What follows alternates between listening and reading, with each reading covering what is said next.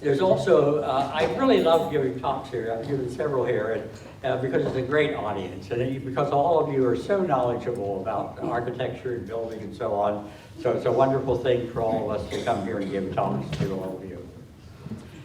At any rate, since former Soviet President Mikhail Gorbachev died last August of last year, it brings to mind a statement he made in 1993 at Jefferson's 250th birthday dinner at the University of Virginia.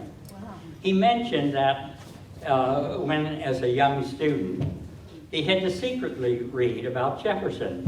And then he made the profound statement, which I included in one of my books, that, quote, having once begun a dialogue with Jefferson, one continues a conversation forever, unquote. I know all of you recognize this map. This is just, I put this in to start to think. It is, of course, Jefferson's father, Peter Jefferson, and Joshua Fry in 1751. Oh, here. We dropped this area. Ah, okay. I'm showing this picture of someone here in the audience today.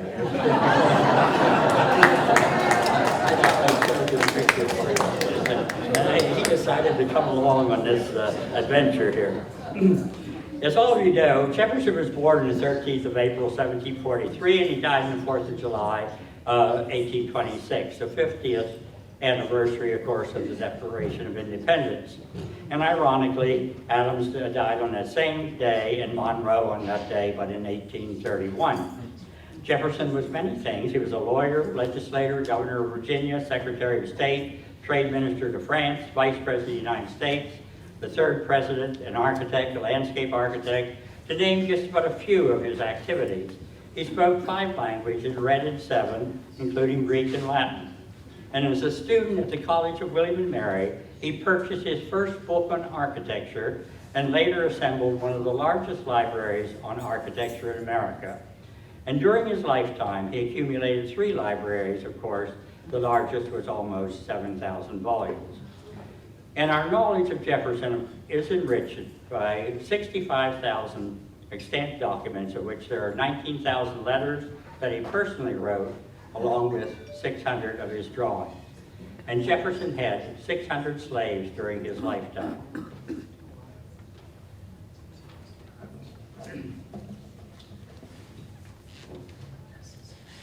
I'm going to get this thing here. Get the right one.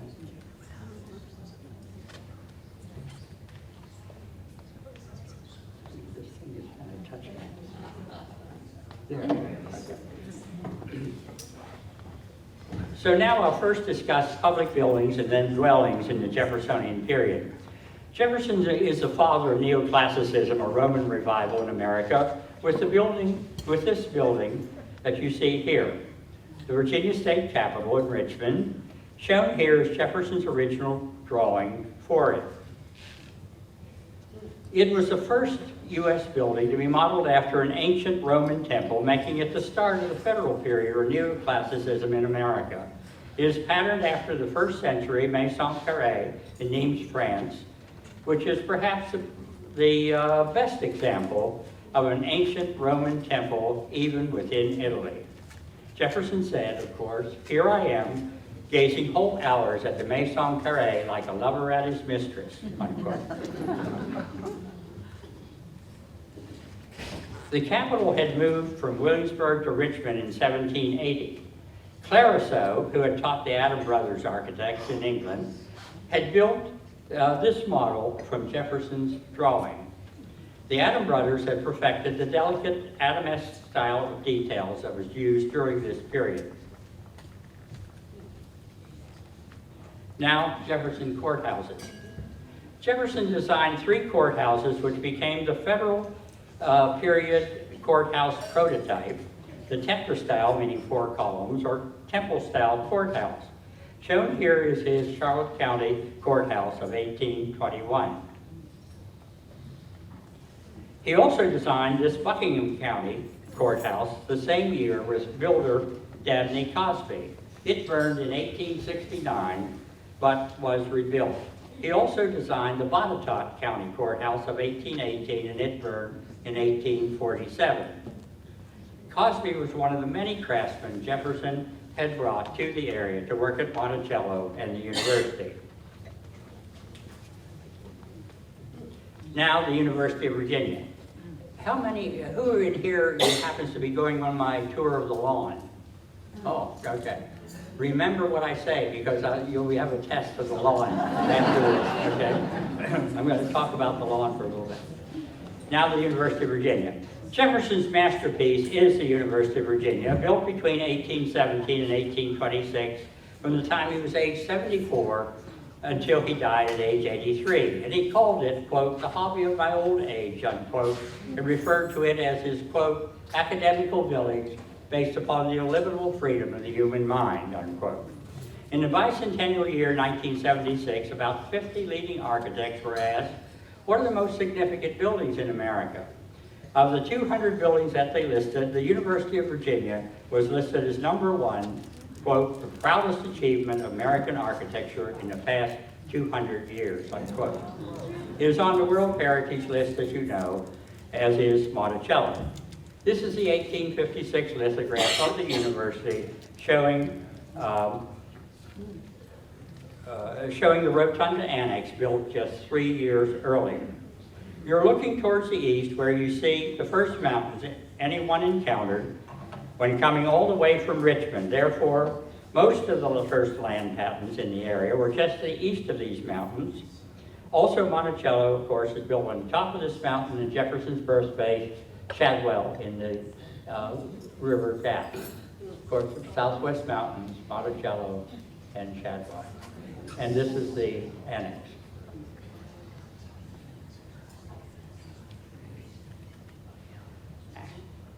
It's a tricky little village.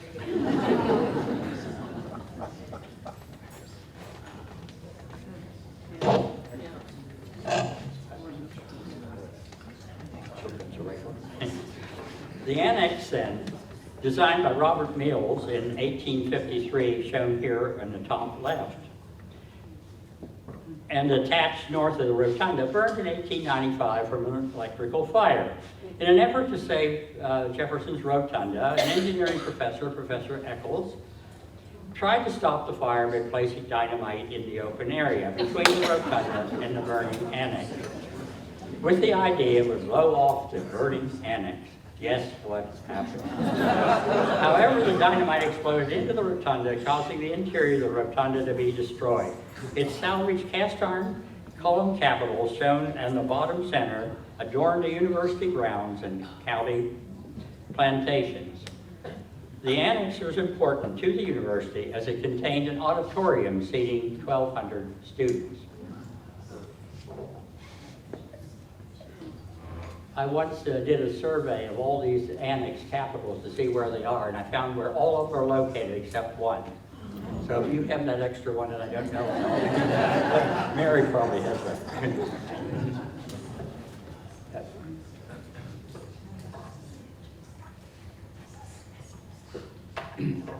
Then the leading architect of the day, Stanford White, was retained to renovate the rotunda and add extra classroom space at the south end of the lawn.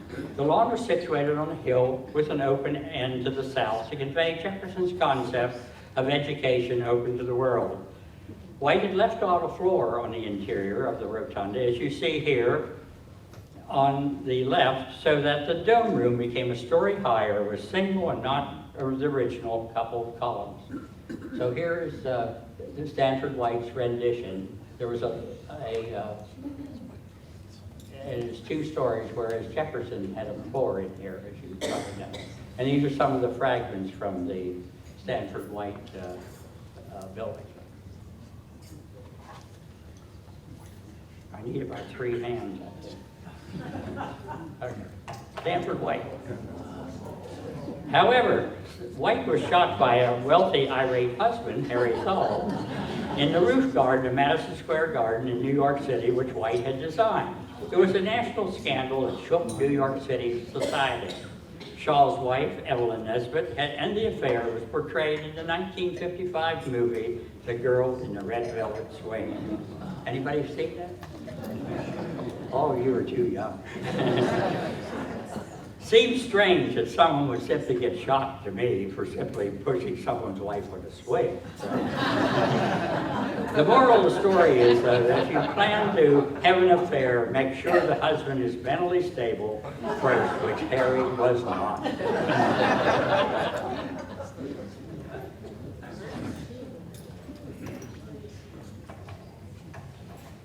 You see here Anatomical Theater, which is a unique building by Jefferson, with a theater in the round to allow students to observe medical dissections.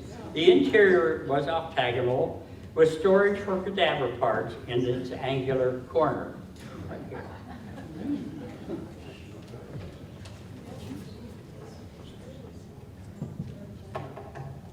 This is the 1825 Maverick plan of the university, showing numbered student rooms.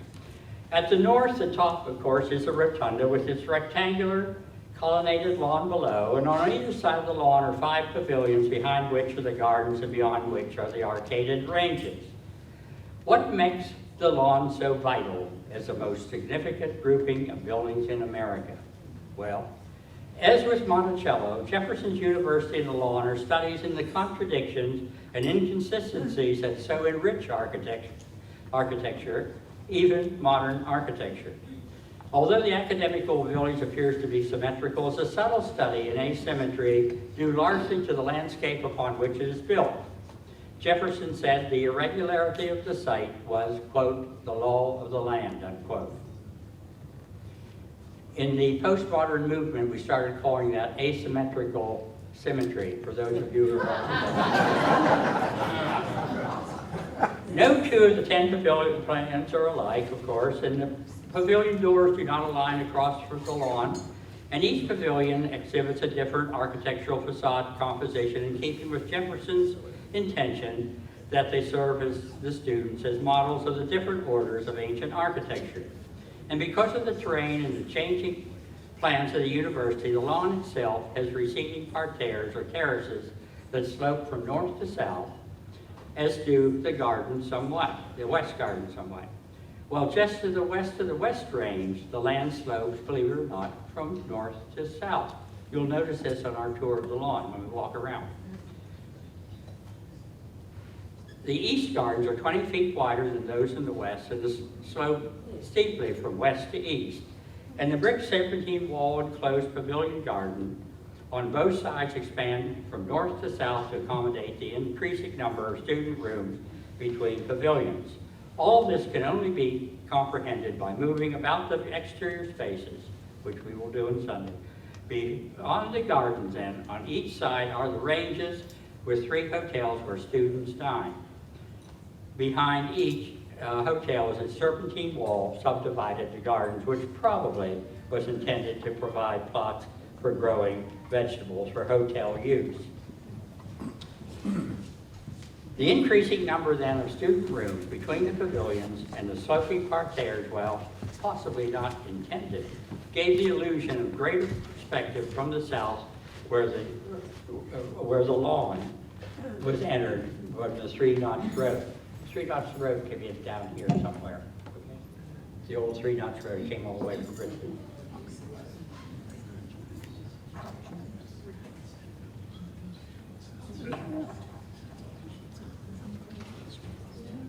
Between each garden was, we believe, an asphalt or macadamized alley that permitted access to the lawn from the ranges.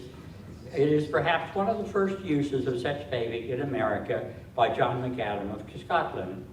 At the end of the lawn was constructed an element that functioned as a ha-ha.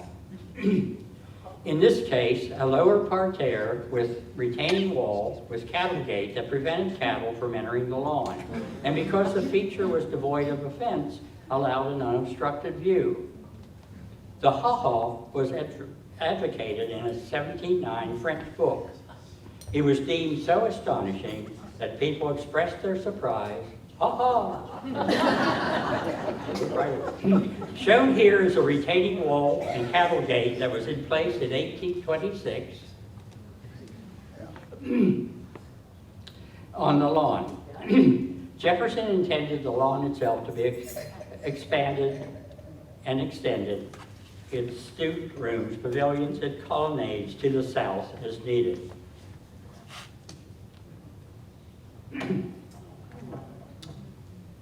The east and west ranges behind the gardens, with student rooms between the hotels, each have an all-weather passage composed of brick arcades shown at the center.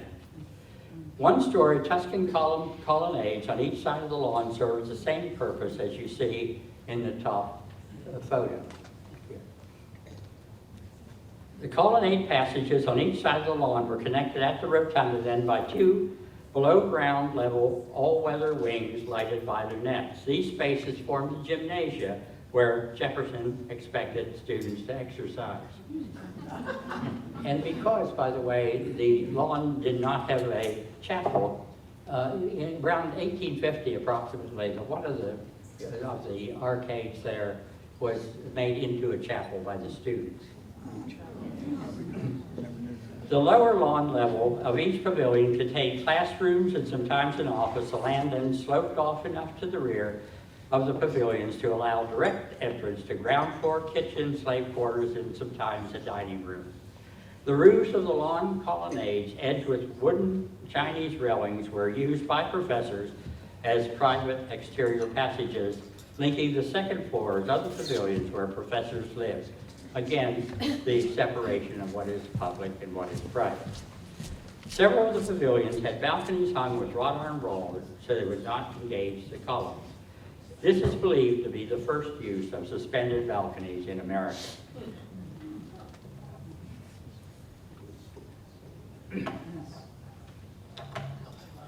Pavilion 7 on the west lawn was the first building completed at the university in 1817, and the second time Jefferson used the colonnade over an arcade. The first was Poplar Forest in Bedford County in 1805. Pavilions 2, 4, and 6 on the east lawn were built by William Ware, who had moved to Philadelphia from Delaware to escape debtor's prison. But while at the university, he received the second highest remuneration, $27,000 of any other builder. Professor George Blatterman, who was the first professor in Pavilion 4 on the east lawn in 1825, taught 9 languages. But he was not admired by the students, who tried to have him dismissed in 1838. Blatterman finally was dismissed in 1840 for publicly beating his wife. And at Pavilion 10 at the end of the east lawn is where Professor H.G. Davis in 1840 confronted a rowdy mass student and was shot dead.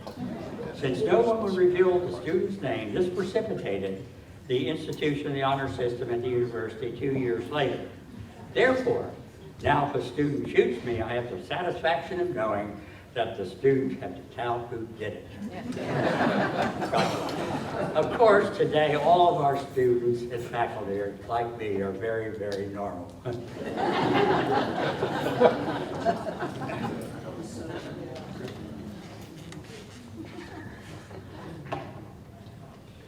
In most colleges of the day, especially those laid out in a similar manner, the central pavilion was the chapel.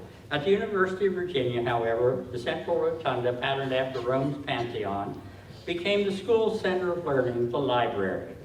Jefferson envisioned its dome ceiling with being painted blue with gilt stars to depict the constellations. Had the project been completed, it would have produced the first planetarium in America. The rotunda's double-curved wall spaces on the 2 lower levels were the first such cyma spaces seen in the United States. This is the lower level, and this double curve here is what we call a cyma curve. So that's the first time anyone, to my recollection or knowledge, had ever seen a space like that.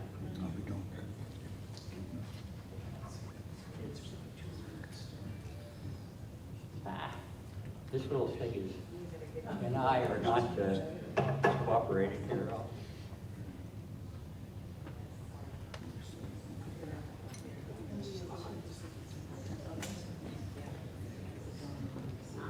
Where's my assistant?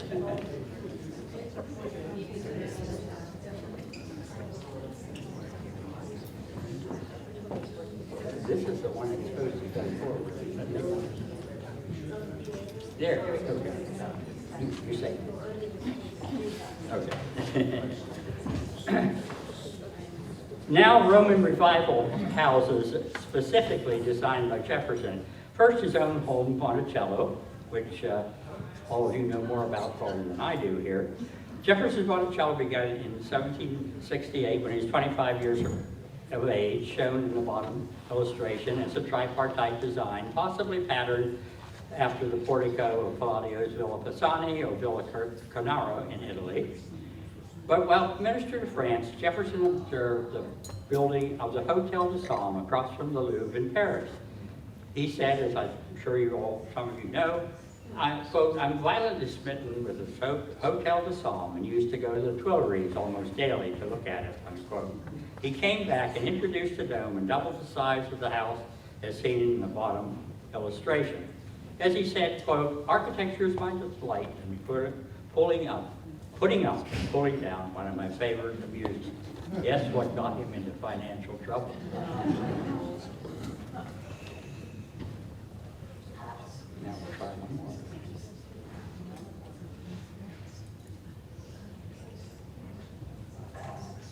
The decision to build on top of a mountain was unique in America, resulting in below-grade passages and separate out pavilions derived from the Roman villa.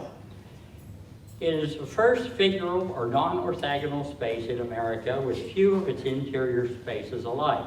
The stairs are pulled off to the side and the entrance corridor is no longer continuous through the house as it was in the Georgian period, but one enters the house, enters into a receiving space, behind which is a private salon or drawing room, resulting again in greater separation of what is public and what is private.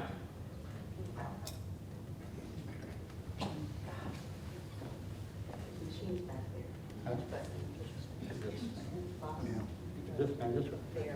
There. See if you touch it.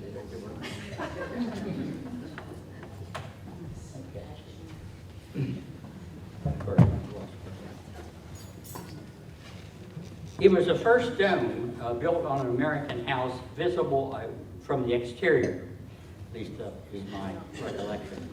Its full entablature above the second floor is like the Roman half floor in the Hotel de Somme and lowered the exterior scale of the building. There it is. There it is. It was the second floor windows at floor level in order to get under the full exterior entablature outside serve as a welcome view to the outside when lying on a bed or sitting in a chair. Probably unintended, but it works nicely. This is the Hotel de Somme, which Jefferson had so admired. Next.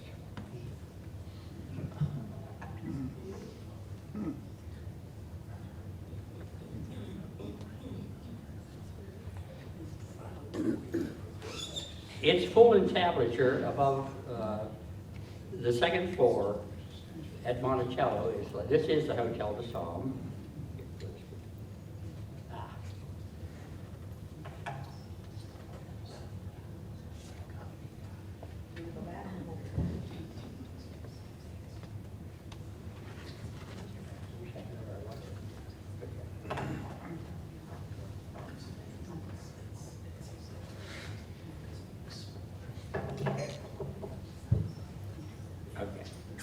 Jefferson's bed, and all of you have seen this, of course.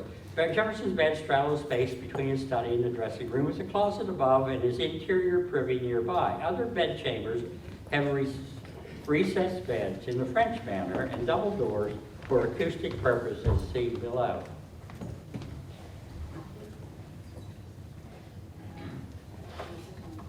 Its magnificent dome room is little used, but it had utilized a wooden Delorme truss as at the university to support its roof.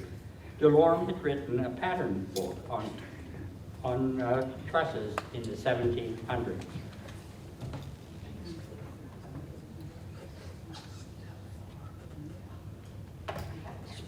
Space boards of the terrace over the recessed dependencies and the spaces above the colonnades at the university had troughs called terraces that formed V-shaped conductors of rainwater to gutters and eventually to cisterns. This is Jefferson's own drawing, and this is a section of the original roof structure from the lawn. Brick knocking was used for fireproofing then between the floor joists when the passage was under the house proper at Monticello, shown in the lower right.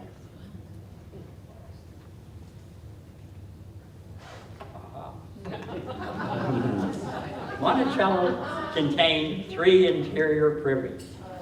The privy is, this privy is the one off Jefferson's master bedroom. How many have seen this? Oh, a few people have. Okay, good. With his skylight high above, it was a real throne room. Monticello should remove the pipes and leave the door open to provide the public view of this very unique space. I've mentioned this now for about 30 years, but nobody seems to be listening.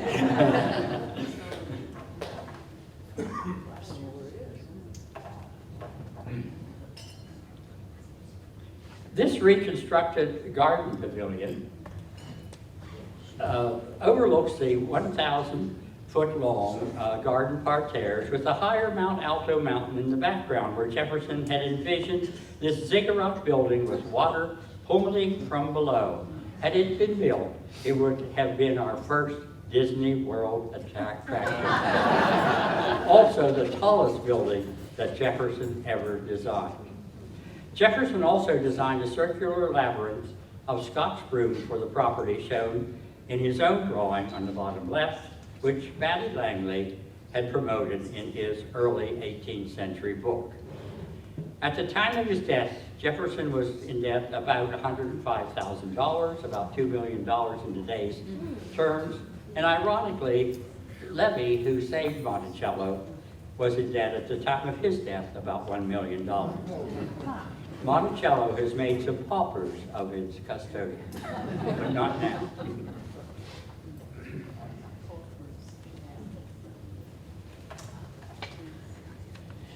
The 2 great founders of our Constitution, John Adams and Jefferson, became politically different from each other until they're much later in their lives. Adams wrote Jefferson, quote, "We should explain ourselves to each other," unquote, and they became friends again, each dying on the 4th of July, 1826, within a few hours of each other.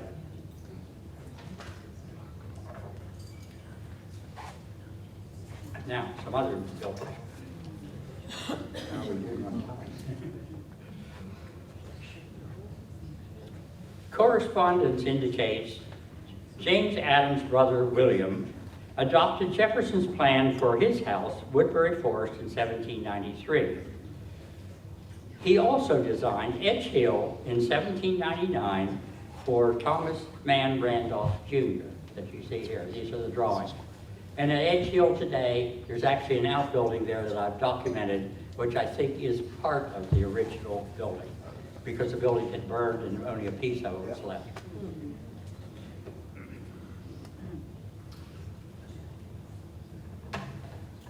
In 1802, Jefferson designed an octagonal addition to an earlier farmhouse in the county, Farmington, where we are.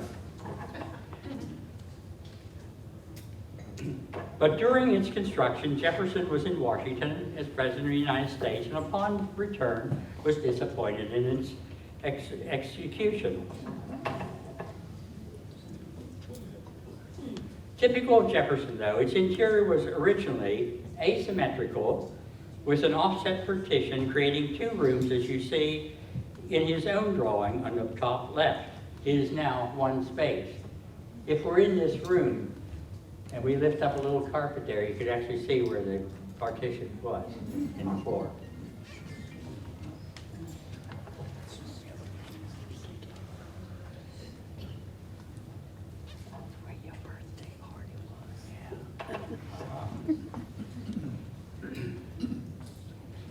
In 2012, while preparing a talk here on the history of Farmington, a plan labeled the Mills Plan in the university archives came to my attention. It was the 1850s alterations of Farmington, adding a small portico with cast iron capitals seen here on the north side of the original house.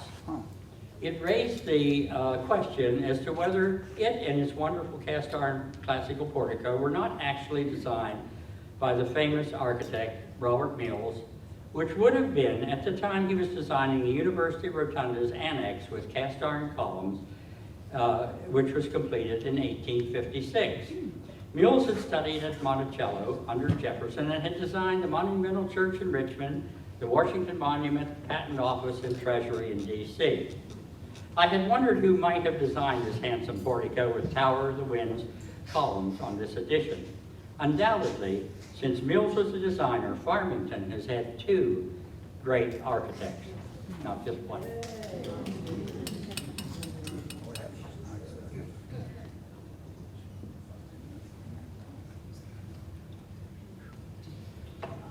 a very touchy little thing.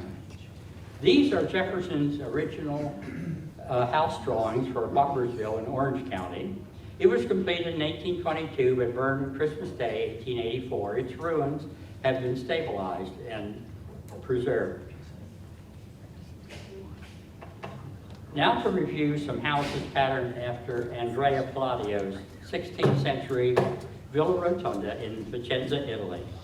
Palladio was born in 1508 and died in 1580 and made 3 trips to Rome in the 1550s to copy ancient Roman details. Jefferson said that, quote, Palladio's Bible and had 5 versions of his Quattro Libri, his 4 books of architecture, one of which was a pocket version which he loaned out to others.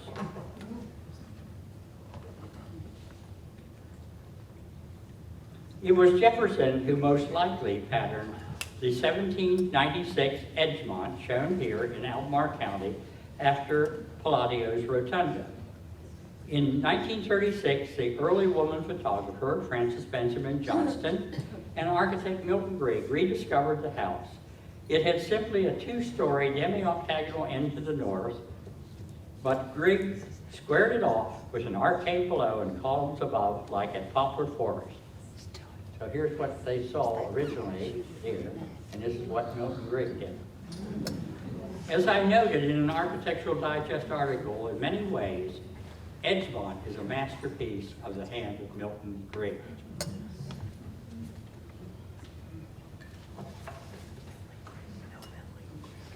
What's the name of the house? I went backwards. Another building then, house patterned after the Villa Rotunda, is Poplar Forest, designed by Jefferson as a retreat for himself in Bedford County.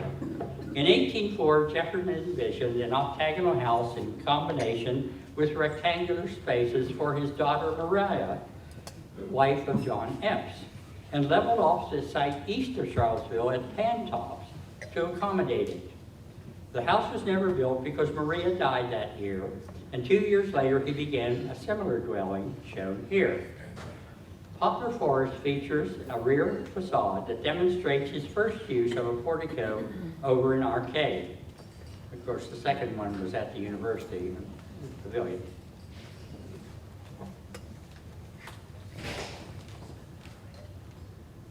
Jefferson patterned Poplar Forest, the first octagonal house built in America, after a plate from William Kent's designs of Inigo Jones of 1727. Poplar Forest center space is a perfect cube of space topped by a skylight in its terrace roof, which lit the central cube. Diagonals from the cube to the chimneys create surrounding octagonal rooms. Here you will note bed alcoves with dressing room and study on either side as at Monticello.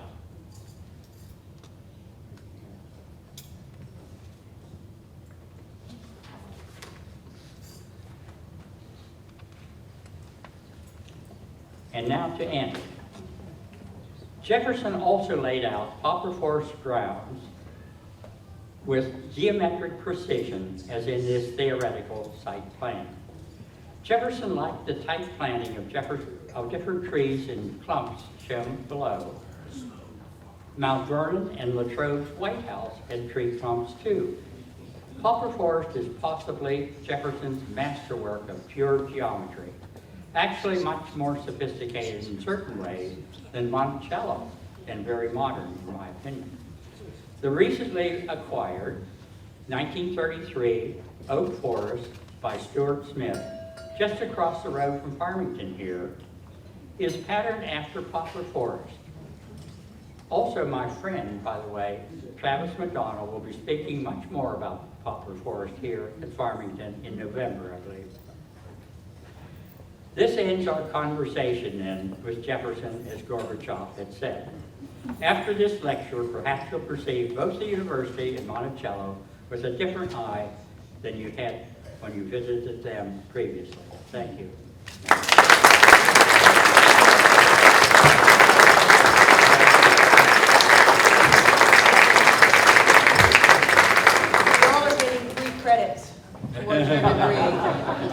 Don't you love the way he makes it all these facts and he spins it for a little spice just to keep all the students? That's why his classes were always full. We have time for a few questions. There's some mics. We're getting the mics. Oh, the mic. While they're doing that, you just like your.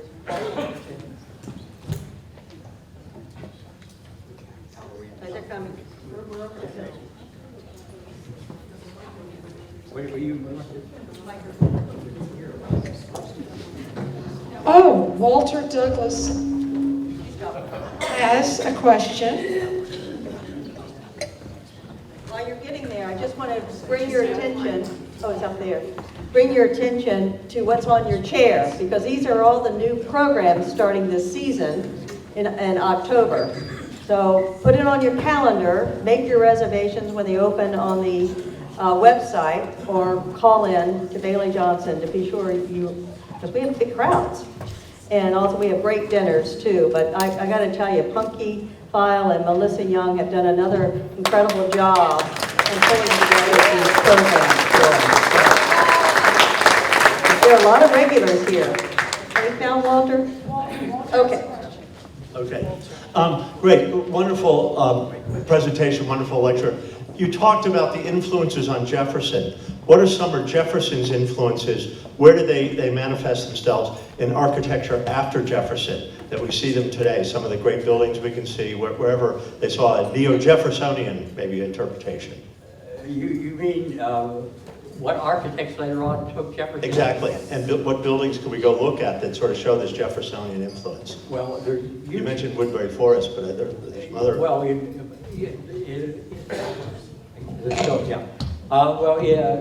there are certainly buildings, by Jefferson in that period and so on, and by his students, the people he brought here, like James Dinsmore and John Nielsen. But if you're talking about modern things today, anything that was done like the little building on Pantops that looked like Monticello, I wouldn't count on that. I don't know whether that's what your question is about or not. Well, I would say 100 years ago. Well, I think somebody else is going to have to answer that better than I. Another question? Yeah. I may not have the terminology correct, but the anatomical observatory seemed to be short-lived. Yeah. Why? The reason for that is that the Alderman Library was being built. Okay, I don't remember what year that was, but in the early 1920s or 30s probably. And at that time, the Alderman Library, it was demolished then.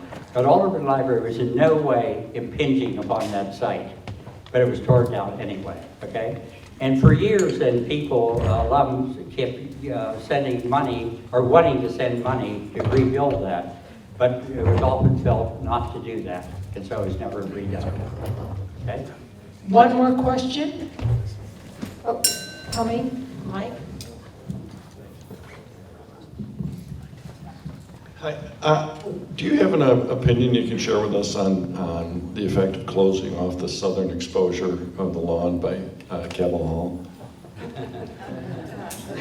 This is not a political forum. No, I don't mean it to be political. I mean in terms of the aesthetic. Well, let me tell you, Stanford White closed off the end of the lawn, if that's what you're asking about. But it was not, he had two actually plans. One plan put all the buildings to the, I think it's to the east, I think that plan has all the buildings, the additional buildings to the east, and we're left it open, okay? But the Board of Visitors, in their wisdom, that they have so much wisdom sometimes, and not always good, chose that particular one. And we have another question with Gordon Burris. Okay. Hi, Ed. Hi, Gordon. You and I used to do some road trips together Yes, we did. throughout the country. We used slides, remember? They worked really well. Thank goodness. My question to you, Ed, having known you for a few years, is of all your years at the university, what would be the number one highlight of your time there? What is, I want to hear it from you, okay? Come on, Gordon. You guys are going to put me on the spot here. The highlight of my, well, teaching here was a highlight of my life, I'll put it that way, just teaching here. I had 3 job offers before I came. I was in the profession for 10 years before I started teaching. So I started out with a Frank Lloyd Wright protege, way back. 1895, I think I was. But anyway, but here though, I think just teaching here has been the best thing that's happened, really.